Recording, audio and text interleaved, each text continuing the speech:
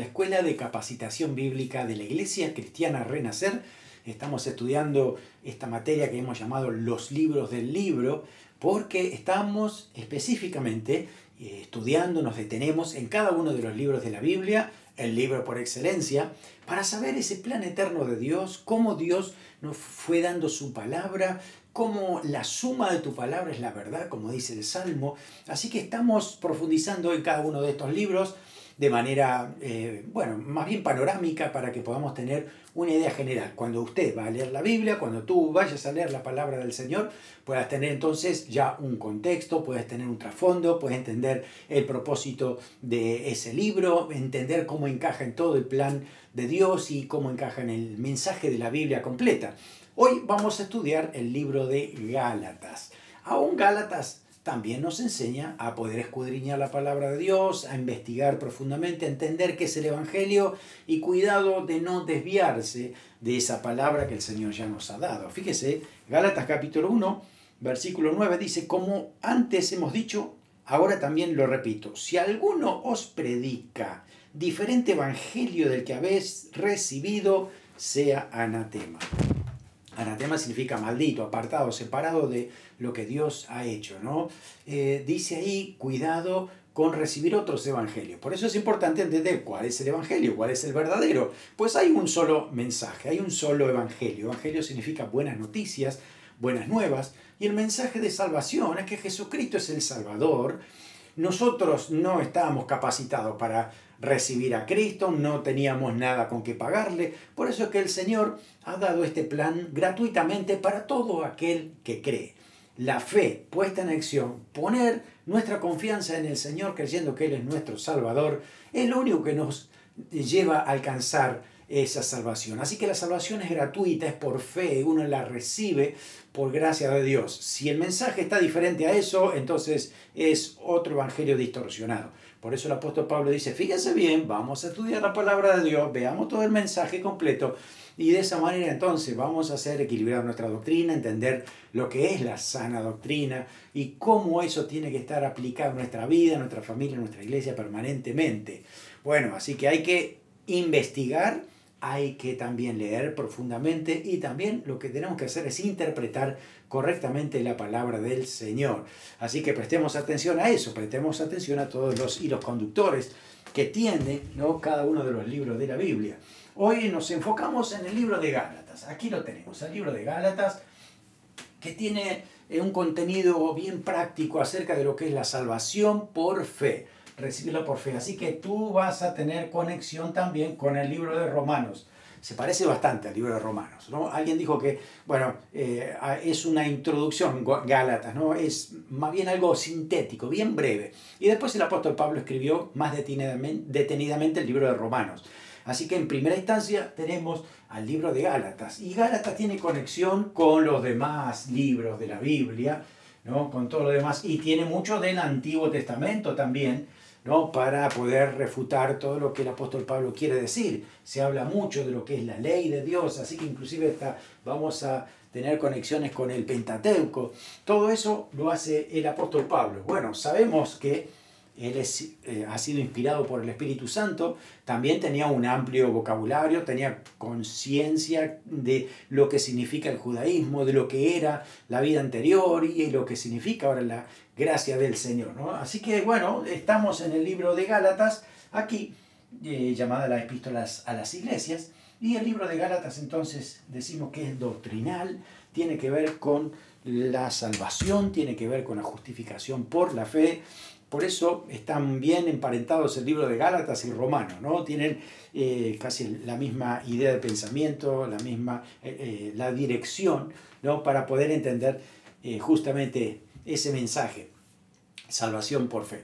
Bueno, estas epístolas las ha escrito el apóstol Pablo, por eso decimos que son epístolas paulinas, ¿no? Tiene que ver con el apóstol Pablo. Y además, siempre ponemos este mapa para recordar que es el área que el apóstol Pablo fue a predicar, a enseñar, y él se enfoca hoy en Galacia. Aquí está Galacia y las iglesias que están alrededor, ¿no?, de Galacia son justamente los Gálatas, a lo que llamamos nosotros los Gálatas. Así que tiene que ver con Antioquía de Pisidia, Iconia, Listra, Verde, Iconio y algunas otras iglesias que pudieran haber estado más al norte, que no la tenemos registrada nosotros aquí, pero recuerde que siempre los hermanos que fundaban una iglesia les enseñaban a que ellos vayan y fundan iglesias también. Así que de aquí partieron para el norte para también predicar el mensaje del Evangelio a todo lugar.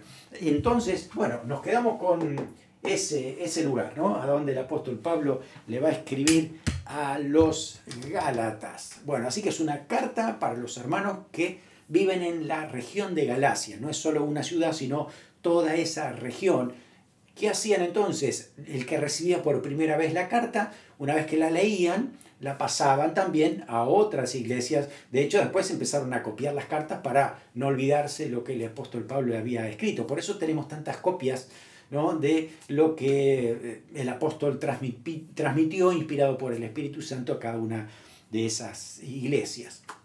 ¿Quiénes eran los Gálatas? Bueno, estos hermanos habían primero escuchado el mensaje por el apóstol Pablo, así que en sus viajes misioneros el apóstol iba por esas regiones, y usted puede recordar, porque lo estudiamos también en el libro de Hechos, que en cada una de esas primeras iglesias de Galacia el apóstol Pablo estuvo ahí fundando la palabra de Dios. Así que estamos hablando de esta región, ¿no? Si todo esto es Turquía, así que esta que está aquí en rojo sería la zona de Galacia. Lo que decíamos, mucho más allá de una sola iglesia. Este se encuentra entonces en el tercer viaje misionero, cuando el apóstol Pablo ya está volviendo de este viaje y se encuentra por esta zona, ¿no? Por aquí, en Éfeso, Mileto, y la mayoría de los eruditos bíblicos dice que cuando estaba en Éfeso fue cuando él escribe la carta a los Gálatas, y después de ahí ya estaba volviendo. Algunos piensan que se ha escrito mucho antes la carta, tal vez en el año 48-49, pero más o menos viendo todo lo que está transmitiendo el apóstol Pablo y todo lo que él cuenta en cuanto a todos los años que ha pasado, ¿no? Si usted ve el capítulo 1, relata muchos años, ya entonces es como que han pasado más años que eso, por eso la mayoría entiende que ha sido más o menos en el año 54 al 55, en el tercer viaje misionero. Además dice que está demorado por una enfermedad. Fíjese que el apóstol Pablo, él oraba por sanidad y se encuentra ahora con una enfermedad. Dice que de hecho cuando había estado con los Gálatas, ellos mismos, dice, habían tratado de cuidar al apóstol Pablo de una manera tan intensiva que dice hasta hubieran querido darles sus propios ojos, ¿no? Haciendo alusión que a lo mejor esa enfermedad tenía que ver con los ojos. Bueno, así que aquí lo tenemos al apóstol Pablo escribiéndole a los Gálatas, y un pasaje central se encuentra en capítulo 5, versículos 22 y 23, donde habla acerca del fruto del Espíritu, que dice que es amor, gozo, paz, paciencia, benignidad, bondad, fe, mansedumbre, templanza, y contra tales cosas no hay ley. Es importante porque los Gálatas tienen aquí un trasfondo que tenemos que conocer para saber por qué le escribe de esa manera y por qué habla tanto contra la ley, ¿no? Eso es lo que va a decir el apóstol Pablo. Bueno, los Gálatas, la carta a los Gálatas es una carta muy importante, ha sido muy importante desde el inicio de la iglesia, pero también en la Reforma Protestante, ¿no? Allá por los 1400, 1500, donde había muchas personas que se pronunciaban en contra de la religión oficial, porque se daban cuenta que estaba cargado de obras, cargado de que tenías que pagar dinero para tu salvación y demás. Así que la carta a los Gálatas despertó la mente de muchos. De hecho, inclusive Martín Lutero, cuando leía Romano, cuando leía Gálatas, decía, más el justo por la fe vivirá. Hizo toda una explosión en su mente, ¿no? Y a partir de ahí es que se dieron cuenta que tenemos que volver a la fuente. La salvación es por la fe, no es por obras. Por eso aparece justamente la Reforma. También ha sido importantísimo en estas épocas, en la época de tantos liberales que hay, ¿no? De volver a la fuente de la palabra de Dios. Es justamente la fe verdadera la que nos produce salvación, la que nos acerca al Señor, ¿no? Y para nosotros es sumamente importante, para nuestra doctrina, ¿no? Recordando que el Señor nos salva y necesitamos depender del Señor todo el tiempo. Por eso es que el Espíritu Santo viene a morar en nuestro corazón y produce en nosotros transformación del carácter, ¿no? Diariamente el Espíritu Santo tiene que hacer eso en nosotros. Si vamos a definir un poco el tema, ¿no? Ya hemos hablado de la justificación por la fe, pero también hay una reprensión para los Gálatas, ¿no? Y el capítulo 5, uno dice, estad pues firmes en la libertad que Cristo les hizo libres. Es decir, libres de la esclavitud, del pecado, del temor, de la religiosidad. Ahora estamos en Cristo para vivir con Cristo y por Cristo. Y a través del Espíritu Santo se puede lograr esa vida, ¿no? Por eso es que justamente el tema es la libertad cristiana. Libertad, y hay que entenderla como tal. ¿Qué significa ser libres en Cristo, ¿no? Así que, bueno, nos va a hablar entonces del creyente que es salvo por la fe, ¿no? Por lo que el Señor ha hecho en él y no por lo que él puede hacer por Dios para que le dé la salvación, porque no hay manera, ¿no? Ya hemos hablado en otros libros, en el libro de Romanos, ahora otra vez en Gálatas, para decir la única manera de alcanzar salvación es por la fe en Cristo. Así que bueno, es muy contundente. El apóstol Pablo conocía muy bien la tradición, la ley, y él dice, no podemos volver a la ley cuando hemos recibido a Cristo en nuestro corazón, no podemos volver atrás, ¿no? Y justamente esto es lo necesario, escribirle justamente a los Gálatas, porque habían entrado lo que se llamaban judaizantes, habían entrado personas con la vieja tradición judía, ¿no? Diciéndole que para ser cristiano primero hay que ser judío. Y primero hay que guardar todos los ritos, hay que guardar el sábado, hay que guardar las fiestas, las comidas, y una lista larguísima. Y eso justamente condicionaba ahora el hecho de poder creer por fe que somos salvos en Cristo, ¿no? Por eso el apóstol Pablo escribe Gálatas. Bien importante esta carta para esto. Ahora, cuando usted la lea, va a encontrar un tono fuerte del apóstol Pablo. No es que suavecito, ¿no? Y le dice poquitas palabras. No, es fuerte. Dice, Gálatas insensatos, ¿qué les pasa? ¿No? Hay un tono fuerte del apóstol porque estaba admirado, es más, estaba indignado de que otras personas habían venido y le habían cambiado la doctrina, le habían cambiado el pensamiento y no podía creer el apóstol. Pero uno entiende ese enojo porque es responsabilidad. El apóstol Pablo había formado esta iglesia, los había instruido en la palabra y él era el que lo estaba cuidando. Por lo tanto, como un padre espiritual, estaba ayudándolos a recuperar lo que tenían en Cristo.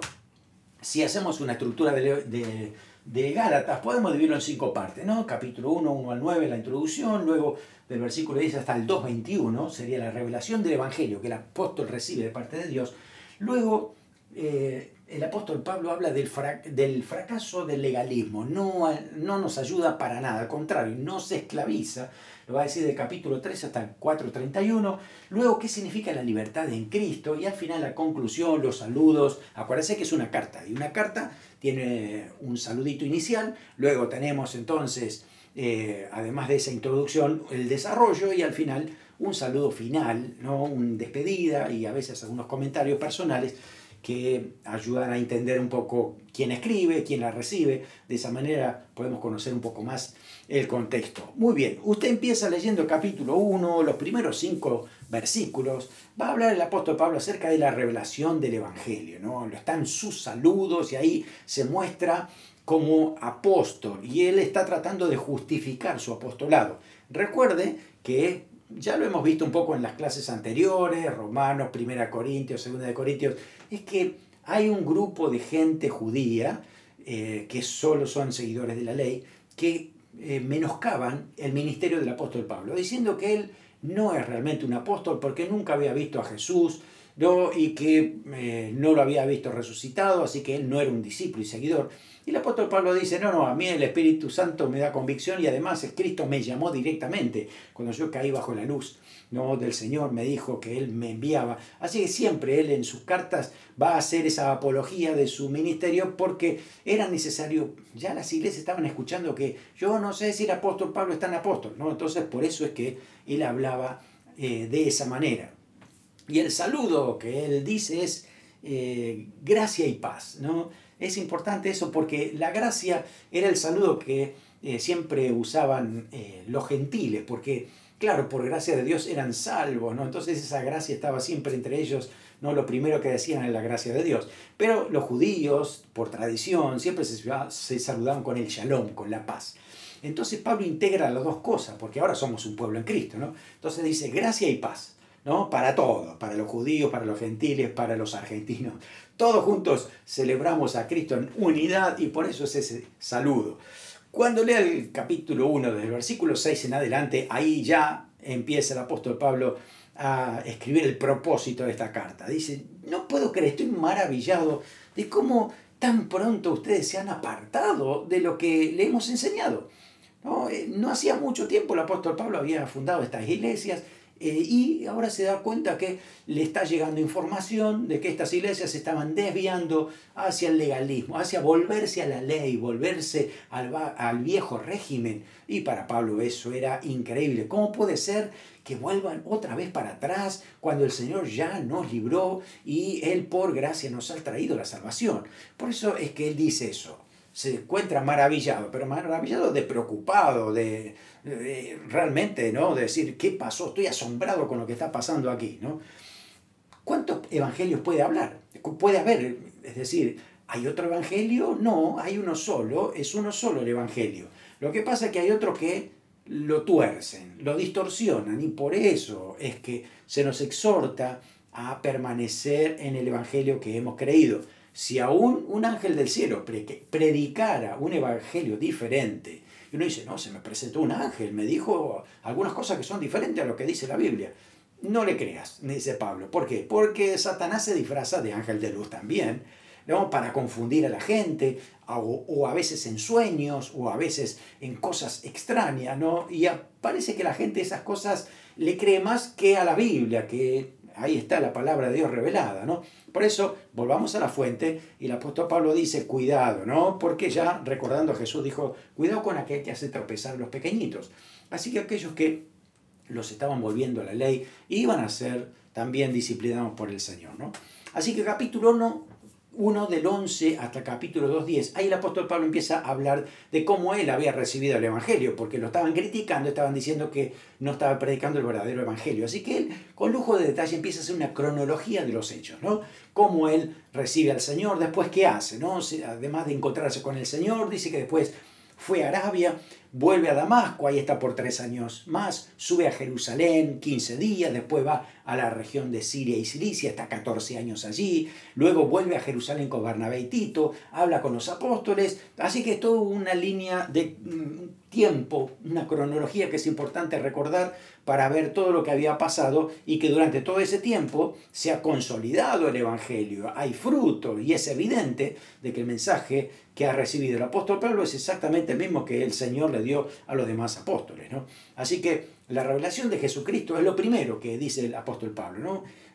Usted va a leer ahí que el apóstol dice, yo fui o he recibido el mensaje del evangelio por revelación de Jesucristo. Así que el Señor mismo, en algún momento de toda esa cronología, se le ha presentado al Señor para revelarle todo con lujo de detalles acerca de lo que era el evangelio del Señor. Y fíjese que el apóstol, él lo compara con el mensaje que recibieron los otros apóstoles.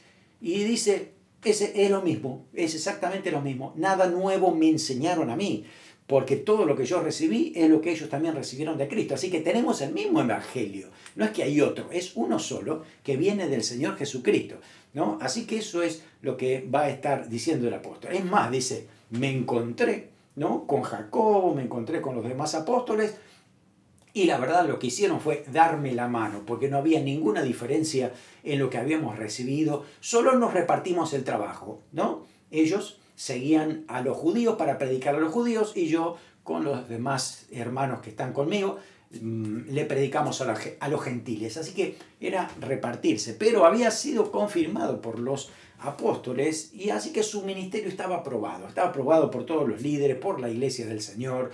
Así que la veracidad del evangelio ahí estaba, se veía, era notoria, era evidente. Por eso que otra prueba de esa veracidad del evangelio es que todos glorificaban a Dios. Cada vez que el apóstol Pablo iba a predicar este evangelio, era recibido, se manifestaba el Señor, ponía el gozo, la paz, la transformación de vidas, los milagros que hacía el Señor. Era evidente y todo el mundo glorificaba a Dios. Eso también es una evidencia de ese apostolado que tiene fruto, ¿no? Y sigue haciendo la tarea. Luego también dice que fue a Jerusalén con Tito y Bernabé.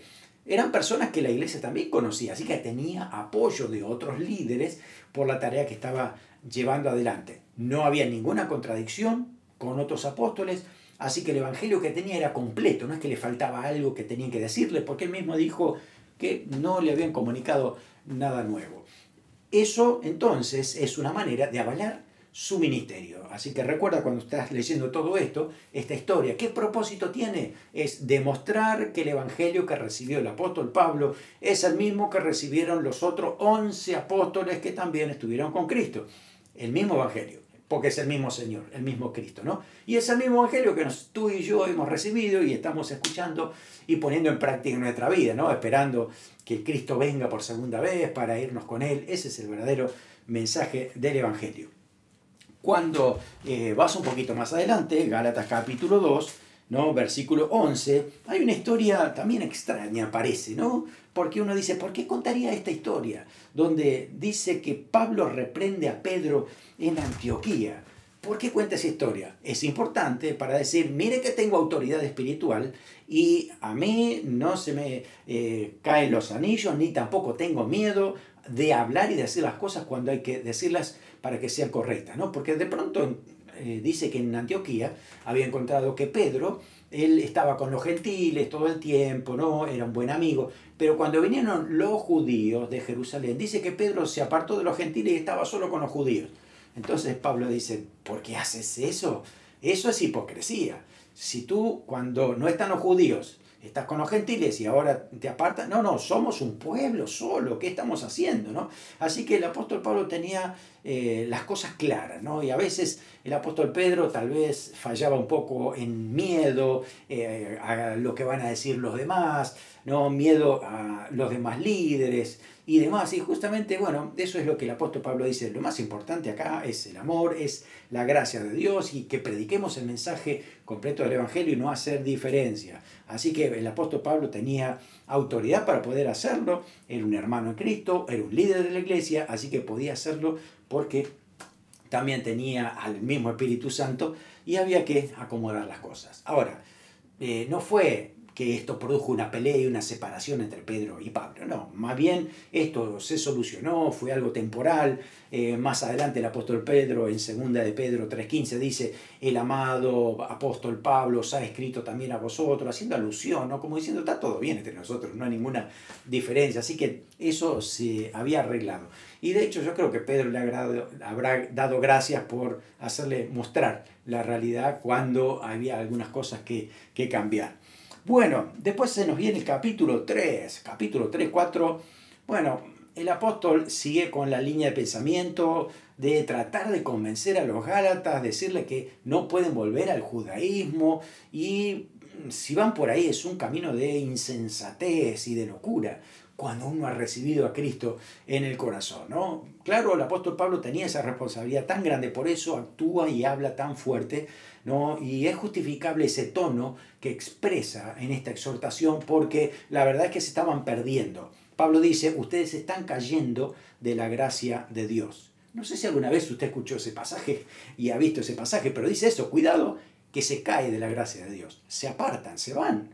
No es que una vez salvo, siempre salvo porque la gracia de Dios nos protege. Si amas al Señor y has tomado tu decisión en fe y tienes una relación con el Señor, obviamente que sí. Pero solamente decir yo soy salvo y nada más, tiene que haber una fe verdadera. Cuidado con tratar de demostrar algunas otras cosas y irnos de la libertad de Cristo, porque justamente el apóstol nos dice en Gálatas que debemos tener cuidado, ¿no? de la gracia de Dios, de la salvación, de la libertad que el Señor nos hizo libres, no volvernos a esclavizar otra vez. El Señor nos ha liberado, así que debemos permanecer en Él.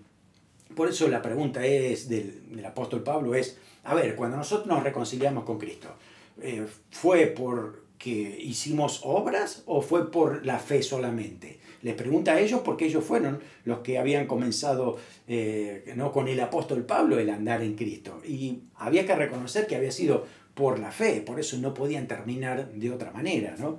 Les dice Gálatas insensatos. ¿Qué significa eso? Bueno, esa palabra en griego significa alguien que no entiende, alguien que no aplica la mente para pensar bien, ¿no? Alguien que no tiene sentido, que carece de entendimiento. Le está diciendo, realmente ni siquiera están pensándolo bien, ¿no? Y la otra pregunta es, ¿quién nos fascinó para que puedan creer en otra cosa que no sea el evangelio que habían escuchado? Y la palabra fascinó es una palabra que significa atraer o seducir irresistiblemente a alguien, ¿no? Engañar, alucinar, deslumbrar, hasta hechizar, ¿no? Y parece que eso era lo que le había pasado a los Gálatas. Por eso el apóstol empieza a hacer una defensa fuerte, ¿no? Y lo hace con preguntas. ¿Por qué hace con preguntas? Porque la respuesta tiene que venir del otro lado. A ver, Gálatas, respóndame a estas preguntas y a partir de ahí es que podemos hablar. Por eso, la primera pregunta dice, ¿recibieron el Espíritu Santo por las obras de la ley o por oír con fe? Cuando ustedes guardaban el sábado, cuando ustedes guardaban la fiesta, cuando ustedes hacían sacrificios, ¿ahí es que vino el Espíritu Santo? No, nunca había venido por esa forma. ¿Cuándo empezó a venir? ¿Cuándo vino? Vino cuando le dijiste, Señor, te recibo en mi corazón por fe, porque no puedo yo salvarme a mí mismo, así que pido perdón por mis pecados y te recibo por fe. Y gratuitamente el Señor da la salvación. Así que la pregunta estaba respondida por ahí. La otra pregunta dice, habiendo comenzado por el Espíritu, ahora vas a acabar por la carne, ¿no? Así que son dos frases que ya tenemos que tener en mente porque durante el desarrollo del libro, Pablo siempre va a hablar ese contraste entre el Espíritu y la carne. Los deseos que vienen del Espíritu Santo en nuestro espíritu o los deseos de la vieja naturaleza que está dentro de nosotros que le llamamos carne, ¿no? O concupiscencia, malos deseos. Una lucha permanente entre nosotros, ¿no? También dice, tantas cosas habéis padecido en vano. Es decir, hasta ahora algunos hasta habían sufrido por causa de Cristo, otros estaban perdiendo la vida por la salvación por fe en Cristo. ¿Y todo eso va a ser inútil? Pensemos muy bien cómo fue el inicio, ¿no? Después dice, las maravillas entre vosotros. ¿Son por obra de la ley o por oír con fe? Cuando vieron los milagros de Dios, cómo el Espíritu Santo se movía, las sanidades que había, ¿era por la ley? No, era por el poder del Espíritu Santo que vino por la fe. Y cada vez que oramos es por la fe. Así lo lleva el apóstol Pablo, ¿no?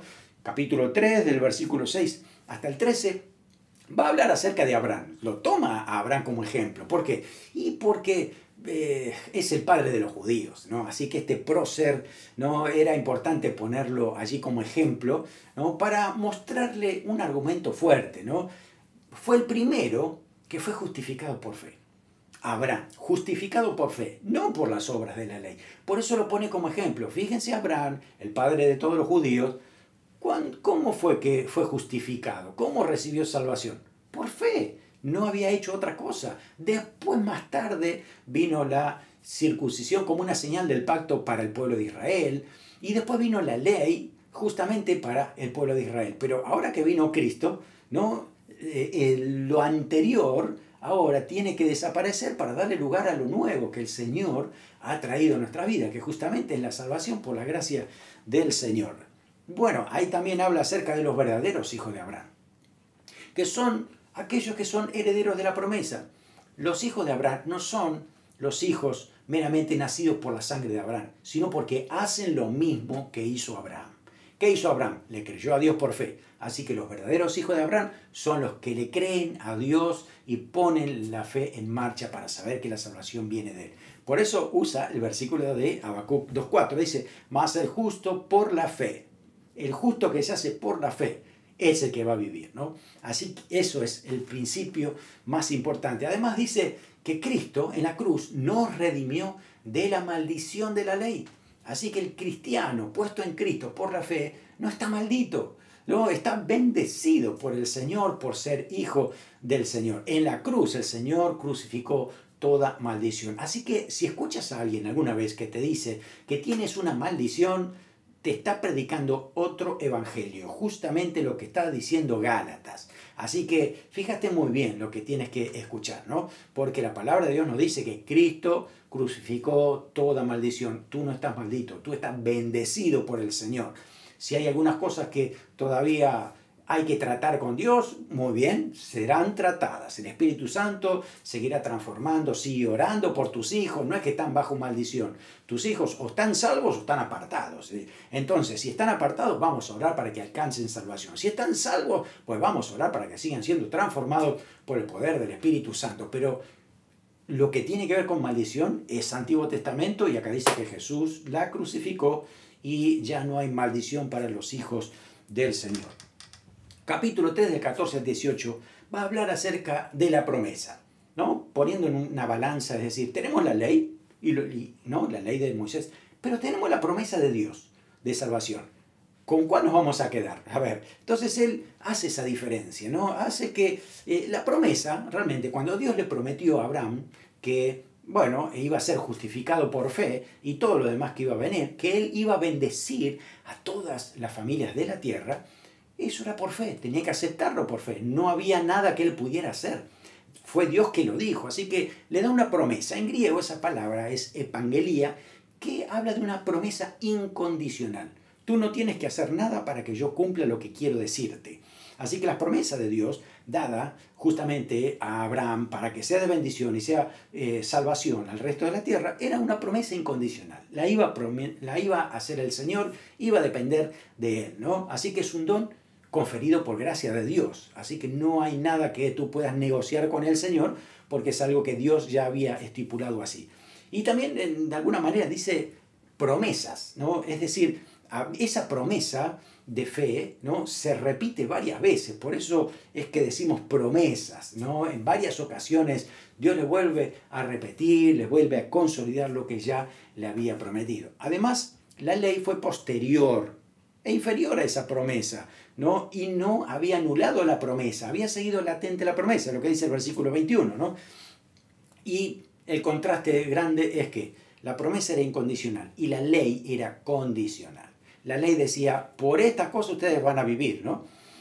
Entonces esa es la gran diferencia, ¿no? Entre la promesa y lo que es también la ley. La promesa solo dependía del Señor porque Él había dicho que iba a traer salvación. Luego, versículos más adelante, vas a ver que el apóstol va a hablar la superioridad del nuevo pacto en Cristo antes de lo que era la ley de Moisés, ¿no? La pregunta sería, bueno, a ver, si entonces va a venir Cristo, ¿para qué fue dada la ley? ¿No? ¿Por qué nos complicamos tanto con la ley si iba a venir Cristo? Entonces la respuesta de Pablo es, bueno, si tenía que venir y tenía propósito, la ley fue dada para restringir la maldad de los hombres hasta que se cumpliera esa promesa, y por otro lado también era mostrarle la necesidad de algo superior, porque con esa ley no podían satisfacer las demandas de la justicia de Dios, seguían viviendo en pecado, seguían haciendo las cosas malas, así que hacía falta otra cosa. Por eso mostraba la necesidad de un Salvador, alguien que haga la obra completa y haga un milagro para que nosotros pudiéramos realmente poder vivir bajo la gracia del Señor.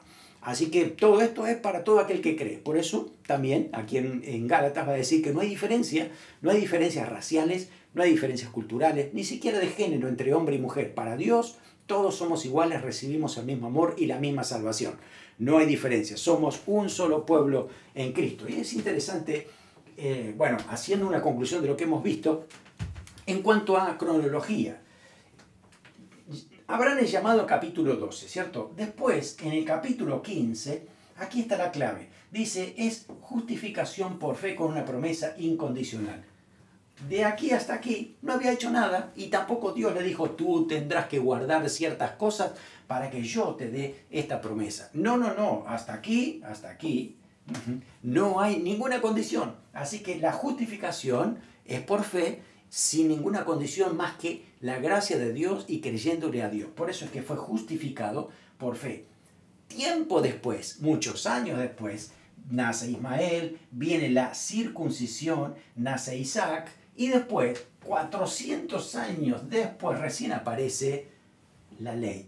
Ahora, fíjese que Abraham fue justificado en este tiempo por fe. Entonces está diciendo, ¿por qué tenemos que venir aquí para ser justificados si mucho antes Abraham ya fue justificado por fe? Si queremos ser hijos de Abraham, realmente hagamos lo mismo que Abraham. No tiene nada que ver con esto, tiene que ver con esto.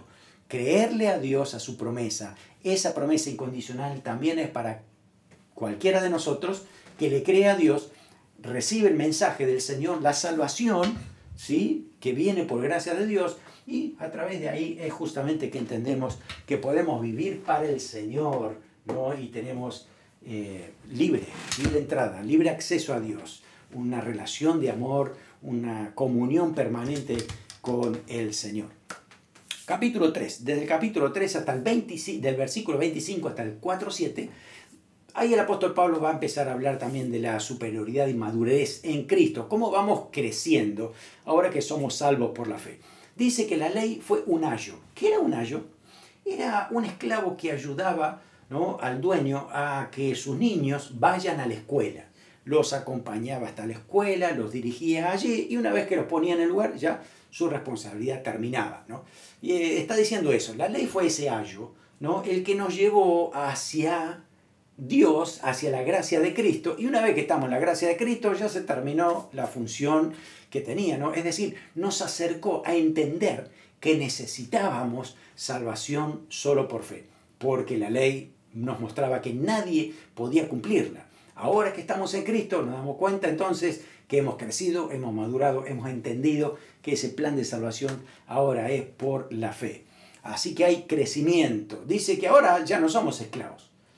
Los que siguen la ley de Moisés eran esclavos, ¿no? Porque eran esclavos de sus pasiones, de sus deseos, esclavos de la ley, esclavos de todas las cosas. Y de repente ahora tenemos libertad en Cristo para poder vivir como Cristo nos hizo libres, porque somos hijos, ¿no? Y ahí en los versículos del capítulo 4, de los primeros versículos, el versículo 6, dice esto, ¿no? Por cuanto sois hijos, Dios envió a vuestros corazones el Espíritu de su Hijo, el cual clama Abba Padre, ¿no? Es el Espíritu Santo que está dentro de nosotros y nos dice, papito, querido, ¿no? Esa relación de amor, ¿no?, que tenemos con el Señor es el Espíritu Santo que la produce dentro de nosotros. Bueno, capítulo 4, versículo 8, empieza a hablar una exhortación contra volverse a la esclavitud. Cuidado con volverse, cuidado con retroceder. No podemos retroceder a todo lo que hemos entregado ya, ¿no? Por eso el apóstol Pablo dice esto. No pueden volver otra vez a los rudimentos, dice él, ¿no? ¿Rudimentos? ¿Qué son los rudimentos? Bueno, rudimentos tiene que ver con la renglón o hilera, es decir, cómo uno iba aprendiendo las letras del alfabeto hebreo, ¿no? Las primeras letras.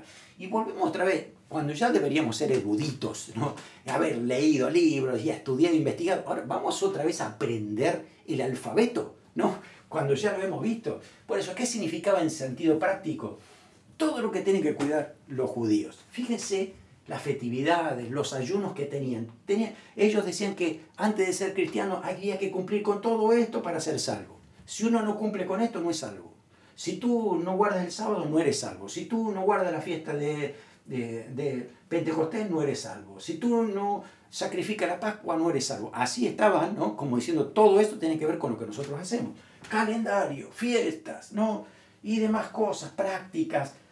Y el apóstol dice, todo eso nunca nos produjo salvación, no produjo paz ni gozo, no produjo en nosotros esa satisfacción de que está todo cancelado por Dios. No, parece que siempre tenemos que estar haciendo algo, ¿no? Entonces, por eso es que se habla esto de tanto contraste entre los propósitos. La ley estaba para mostrarnos que somos pecadores y necesitábamos cambiar. Alguien dijo que la ley es como el termómetro, ¿no? Te mide la fiebre, pero no te cura la fiebre, ¿no? Entonces la ley te mide, te dice, eres pecador, pero no te saca el pecado. Por eso necesitamos a Cristo, la gracia de Cristo, entender que Él fue el que nos ha perdonado nuestros pecados, nos ha dado su gracia para vivir como hijos de Dios ahora. Pablo estaba preocupado porque los creyentes gálatas estaban perdiendo el gozo de la salvación, volviéndose otra vez a cumplir el viejo régimen de la ley, estaban perdiendo el gozo de la salvación, ¿no? Porque es así, el legalismo nos quita el gozo, porque, mire, por lo menos por 4 cosas. Primero, hace que la gente se sienta más culpable que amada, ¿no?, cuando uno sigue solamente una ley. Produce aborrecimiento a uno mismo. ¡Ay, qué tonto que soy! ¿Cómo no pude hacer esto?, ¿no? Uno mismo se echa la culpa, ¿no? Tercero, también solo enfatiza los logros más que las relaciones, la comunión. Y señala lo grande del fracaso antes de mostrar esa distancia recorrida por medio de lo que Cristo hizo por nosotros. Por eso vuelvo otra vez el apóstol Pablo a hablarle acerca de la gracia del Señor. Además pone un ejemplo ahí que va a ser práctico. Capítulo 4, 21 al 31 va a hablar acerca del ejemplo de Sara y Agar. Él va a decir, bueno, recuerden ustedes la historia de Sara y Agar, ¿no? Agar era egipcia, no era parte de la familia. Ahí fue cuando nació Ismael, pero no podía habitar Ismael con Isaac, que era el hijo de la promesa. ¿No? Entonces él dice, simbólicamente, Agar e Ismael eran la ley, y Sara e Isaac eran la gracia. No podían vivir juntas. Entonces dice que al final Sara tuvo que expulsar a Agar, ¿no? Para que ella pueda estar libre y haga su vida. Pero ahí en la familia solo podía quedarse la promesa, ¿no? Por eso está diciendo que ahora que nosotros hemos recibido la gracia de Dios y tenemos la promesa de salvación por fe, no podemos convivir con la ley, no podemos vivir con el legalismo, no podemos convivir creyendo que tenemos que agradar a Dios con lo que hacemos para ganar la salvación. Entonces, por eso es que nos habla de esto, ¿no? Nosotros somos de la Jerusalén celestial, somos salvos por la fe.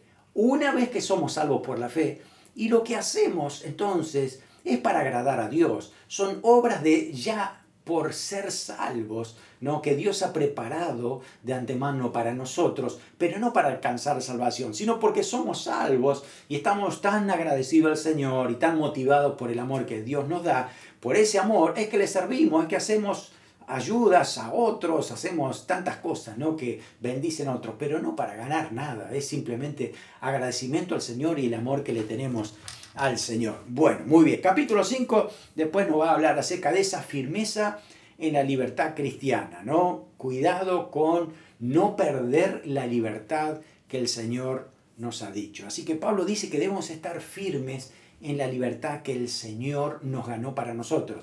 Dice, no os hagáis esclavos de los hombres. Muchas veces los hombres tratan de tomar control de nuestras decisiones, tomar control de nuestra voluntad, tomar control de nuestro amor y nuestro deseo por Dios. No pueden hacer eso. La verdad es que es una relación directa con el Señor y es nuestra decisión, lo hacemos voluntariamente, lo hacemos por amor y seguimos a Cristo porque tenemos una relación directa con el Señor. Así que debemos estar viviendo en la libertad. ¿Cómo nos damos cuenta que estamos en la verdadera libertad? Bueno, el apóstol dice en el versículo 1 del 5, es que por la obra de Cristo entendemos por fe que el Señor ha hecho la obra y nosotros nos ajustamos a lo que dice el Señor. También el versículo 2 dice por el testimonio personal. Hay evidencias de que nosotros tenemos la salvación y esas evidencias nos están diciendo que tenemos la libertad para tomar decisiones en el Señor, ¿no? Para agradar a Dios en todo momento. También la demanda del cambio de vida, somos transformados, ¿no? Diariamente. Por eso hace evidencia también de que somos salvos. Los resultados que produce vivir con eso que hemos elegido, ¿no? Así que tenemos que estar allí constantemente en la gracia del Señor para poder vivir con esa libertad. Si volvemos para atrás, si volvemos a tomarnos de la ley para creer que podemos ser salvos, dice Pablo, de la gracia habéis caído. Y hoy por hoy eso es un peligro tremendo porque sin gracia no hay salvación. La única manera de alcanzar salvación es por la gracia de Cristo. Hoy por hoy los judíos no alcanzan salvación aunque cumplen la ley. Si rechazan a Cristo y cumplen la ley, no les sirve de nada. Se van al infierno, dice la Biblia. Lo mismo sucede con un cristiano que quiere también agradar a Dios cumpliendo la ley, no creyendo que la ley le va a traer salvación. Está yéndose fuera de la gracia. Por eso Pablo dice, no pueden convivir la ley y la gracia. Es la gracia de Dios y lo que ahora vamos a hacer es que el Espíritu Santo que está dentro de nosotros nos enseña conducta cristiana, nos enseña a agradar a Dios, nos enseña que al final nuestro testimonio, ¿sí? No hay ley contra eso, ¿no? Porque si yo tengo, dice ahora el apóstol Pablo, el fruto del Espíritu, nadie puede venir contra la ley, ¿no? O la ley contra mí porque estoy cumpliéndola toda. Si yo tengo el fruto del Espíritu, entonces nadie puede decirme que realmente estoy robando, no robarás, no cometerás adulterio, no matarás, no codiciarás. Nada de eso puede contra un cristiano que tiene el fruto del Espíritu, porque la evidencia es esto. Mira, aunque no conozco de memoria la ley antigua, pero ahora por el Espíritu Santo, fíjese en mi testimonio y no hay nada que pueda reprenderme con la ley anterior, porque justamente eso produce el apóstol, produce el Espíritu Santo dentro de nosotros, dice el apóstol Pablo, ¿no? Bueno, hay un equilibrio que dice el apóstol que debemos tener en cuenta, y es esto, es la libertad cristiana, ¿no? Nuestra libertad, tenemos que tener el equilibrio de darnos cuenta que no podemos caer en el legalismo de las obras, ¿no? Las obras, creyendo que todo lo que yo hago es para satisfacer al Señor y que Él me mantenga en salvación por todo lo que hago. No, soy salvo por la fe, eso dice la palabra, ¿no? Pero por el otro lado, cuidado con aquello de ya soy salvo, no me importa más nada, y terminamos en libertinaje, ¿no? Donde todo es deseo carnal y al final es pecado, ¿no? Entonces esos extremos, ninguno de los dos nos lleva a la verdadera libertad de Cristo. La verdadera libertad cristiana está en esto, en ser guiado por el Espíritu Santo, tomando decisiones diariamente, guiado por Él. Por eso aquí Gálatas nos va a hablar acerca de ser guiados y controlados permanentemente por el Espíritu Santo. Así que sigues avanzando en la lectura de Gálatas y vas a encontrar en el capítulo 5, versículo 16 hasta el 26, algo de lo que ya habíamos mencionado, y es esa descripción de la carne y el espíritu, ¿no? Va a decir el apóstol Pablo así, ¿no? Es como que dentro de nosotros hay dos imanes, ¿no? El imán fuerte del espíritu y el imán fuerte de la carne. Hay una lucha interior, ¿no? ¿Qué hace el espíritu? El espíritu atrae a nuestra mente, a nuestro intelecto, ¿no? Para entender que la voluntad de Dios es lo que dice la palabra de Dios y debemos seguir lo que dice la palabra. Pero la carne atrae a nuestra voluntad. Por eso es que tratamos de hacer las cosas y a veces metemos la pata, hacemos cosas que a Dios no le agrada. ¿Por qué sucede esto? No, yo sé cuál es lo que tengo que hacer, pero al final hago otra cosa que no era lo que Dios quería. Es esta lucha, ¿no? Y nuestras emociones están en el medio, van y vienen justamente porque aquí está el alma humana. ¿Qué debemos hacer? El apóstol Pablo dice, si el Espíritu Santo está aquí en mi espíritu y yo lo alimento más al espíritu y no alimento la carne, entonces esta flecha se va a reforzar, ¿no? Vamos a tener más fuerza para que desde el intelecto, las emociones y la voluntad, ¿no? Podamos agradar a Dios. Y si no alimentamos la carne, entonces aquí no va a tener fuerza. Entonces el Espíritu Santo dentro de nosotros es que nos vino a dar poder, ¿no? Para que nuestra alma esté sometida a la voluntad de Dios y tomemos decisiones sabias diariamente, todos los días. Así que el resultado es que del Espíritu estará el fruto. Pero si seguimos la carne serán las obras de la carne, ¿no? Fíjate, el versículo ahí va a leer y te va a dar detalle de lo que es el fruto y de lo que es la obra de la carne. Evidentemente ahí nos damos cuenta en qué posición nos encontramos, ¿no? Así que en esto es justamente que el apóstol va a hablar en cuanto a esa lucha entre la carne y el espíritu. Nos exhorta a andar en el espíritu, ¿no? Andar es ya no bajo el régimen de la ley. A ver, ¿qué se puede hacer? ¿Qué no se puede hacer? Sino que el Espíritu Santo nos vaya dirigiendo por la palabra de Dios. Lee la Biblia y deja que el Espíritu Santo te ayude a tomar decisiones diarias. Eso es efectivo, eso es por la guía del Espíritu Santo. Así que andar en el Espíritu será constantemente, ya no es un sistema rígido legalista, sino es una dirección del Espíritu Santo de relación, de comunión permanente con Él. Así que vamos a ser guiados por el Espíritu constantemente. La evidencia será bien visible, ¿no? Porque la carne manifiesta las obras. Así que fíjese que la carne lo que hace son obras, es lo que nosotros hacemos, es la obra. Pero el espíritu lo que produce es fruto. Nosotros no hacemos fruto, fruto es resultado. Si tú tienes un árbol de manzanas, tú no produces las manzanas, las hace el árbol y viene el fruto, ¿no? Por eso que ese resultado, ¿no? Viene del Espíritu Santo obrando dentro de nosotros. Por eso el fruto no es nuestra obra, es la obra del Espíritu Santo a través de nosotros, ¿no? Esa es la diferencia aquí. Así que bueno, nos dice que debemos crucificar la carne, morir a la carne, morir a nuestro yo, a nuestros propios deseos, para darle lugar al Espíritu Santo dentro de nosotros y vivir por el Espíritu. ¿Qué significa vivir por el Espíritu? Bueno, nuestros pensamientos, nuestros deseos, nuestras metas, motivaciones, tiene que estar todo bajo el control del Espíritu Santo.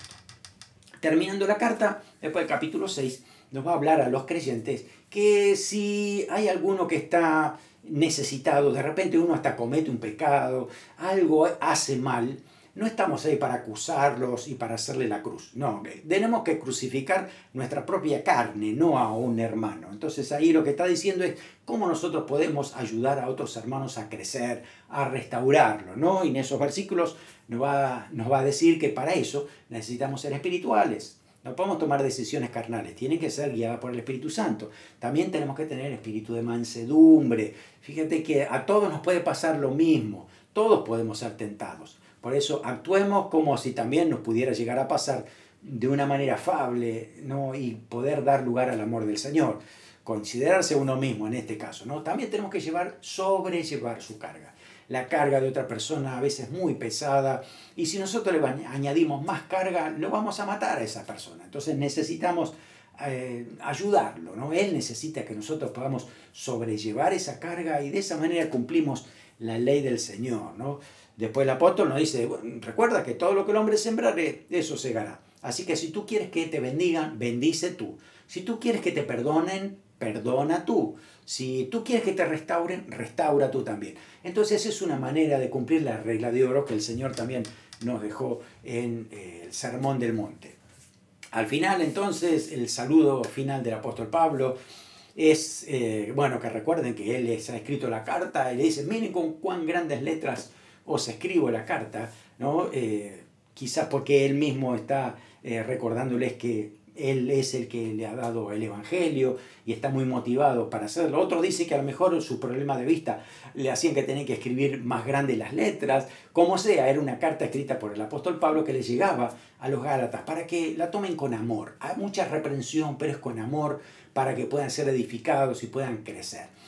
Ese es el principio. Bueno, de hecho, recibieron el mensaje y fueron siendo transformados por el Señor. Después, más adelante, inclusive hasta el apóstol Pedro le escribe sus cartas a los hermanos que estaban también allí en Galacia. Así que han crecido, han recibido la palabra de Dios y se dieron cuenta que realmente debían cambiar porque el mensaje del Evangelio ya estaba claro.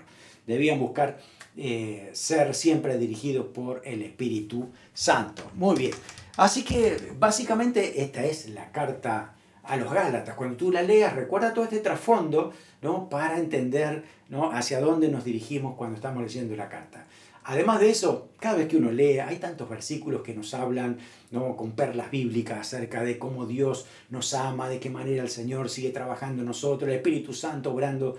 Así que no te pierdas las cartas de Gálatas, léela, reléela, cuantas veces sean necesarios para que realmente esa palabra tenga cabida en tu corazón. Recordemos esta palabra. A ver, este estudio de hoy, ¿cómo nos ha ido hoy? Primero, Pablo escribió esta epístola desde la cárcel de Roma. ¿Dijimos eso? No, esto es falso, porque todavía estaba libre el apóstol, estaba volviendo de su tercer viaje misionero, así que esta es falsa. Pablo no se enfermaba nunca. Era un hombre de Dios, ¿sí? Oraba por los enfermos, pero ahí dice que él tenía un problema de enfermedad cuando había estado con ellos. Así que esto es falso. Pablo también se enfermaba como nosotros y no era por falta de fe, ¿no? Son cosas que a veces uno tiene que sobrellevar. Tercero, los Gálatas eran sabios espirituales y firmes en la fe. Qué lindo tener hermanos así, ¿no? Pero no eran. No eran sabios espirituales y tampoco eran firmes en la fe. Realmente la reprensión es dura, es fuerte, ¿no? Así que esto decimos que es falso. 4. Pablo les reprende duramente porque estaban bajo su cuidado. Es cierto, es verdad. Pablo siente que él es el padre espiritual. De hecho, si se estaban perdiendo, ¿cómo se van a perder? No querían que se vayan de la gracia de Dios. Había que reprenderlos, corregirlos, para que entonces puedan enderezar el rumbo. Así que esto es verdadero. 5. Pedro y Pablo estuvieron peleados siempre sin reconciliación. No es cierto. No, porque hay evidencia de que realmente hubo reconciliación entre ellos. Así que esto es falso.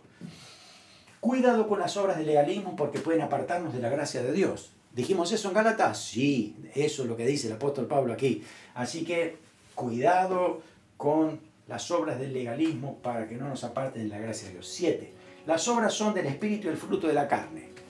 ¿Así lo dice Gálatas? ¿O era al revés? Las obras son de la carne y el fruto es del espíritu, ¿no? Ok, entonces falso porque es al revés. 8. Debemos someternos diariamente al Espíritu Santo para ser guiados por Él y andar con Él. Es cierto, es lo que dice Gálatas. Vamos a poner verdadero aquí, porque diariamente el Espíritu Santo nos tiene que guiar. Andar en el Espíritu, guiados por Él, para honrar al Señor en todo tiempo. Muy bien, ahí está. Quedémonos con el último pasaje clave que tenemos de Gálatas, para que esto sea una realidad en nuestras vidas. Mas el fruto del Espíritu es amor. ¿Cómo estamos con amor? gozo, paz, paciencia, vamos bien con paciencia, benignidad, bondad, fe, mansedumbre, templanza, ¿no? Dominio propio. Contra tales cosas no hay ley. Si esto se evidencia en tu vida, el Espíritu Santo está trabajando en ti. Y ningún legalista te va a decir, tú no estás cumpliendo la palabra. ¿Por qué? Porque el Espíritu Santo te ayuda a cumplir la palabra. Así que permanentemente eso será una realidad en tu vida. Oramos para que esto esté siempre presente en nuestro corazón. Amén. Señor, gracias. Gracias por el libro de Gálatas. Oramos, Señor, para que lo que hemos aprendido hoy tenga cabida en nuestro corazón. Lo recordemos y a la hora de leer tu palabra, recordamos, Señor, el trasfondo, el propósito, todo lo que nos quieres hablar, Señor, por medio de esta epístola. Gracias, Señor, porque somos salvos por fe, por tu gracia. Ayúdanos, Señor, a mantenernos siempre en la libertad que tú nos has dado, esa libertad para adorarte, para amarte, para seguirte a ti, dependiendo del Espíritu Santo permanentemente, seguir transformándonos por el poder de tu Espíritu y evidenciar el fruto a través de nuestra conducta. En el nombre de Jesús. Amén. Amén. Que el Señor te bendiga ricamente.